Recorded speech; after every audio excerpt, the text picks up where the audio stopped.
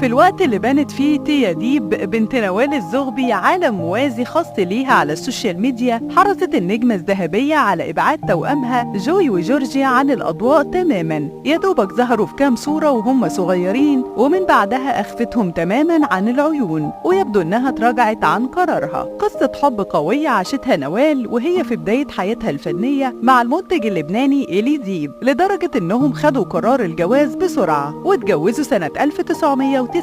وتولى إيلي إدارة أعمال الفنانة، وبدأوا مع بعض مشوار النجاح للنجمة الذهبية اللي طرحت أول مجموعة أغاني من إنتاجها سنة 1991، وسافرت بعدها لمصر، ومن هناك كانت الانطلاقة القوية ليها بألبوم عايزة الرد اللي كسر الدنيا. وكمان حققت شهرة ونجاح كبير في الخليج العربي بألبوم مندم عليك، ووقتها انضمت لشركة روتانا وطرحت ألبومات ناجحة خلتها تتربع على عرش الأغنية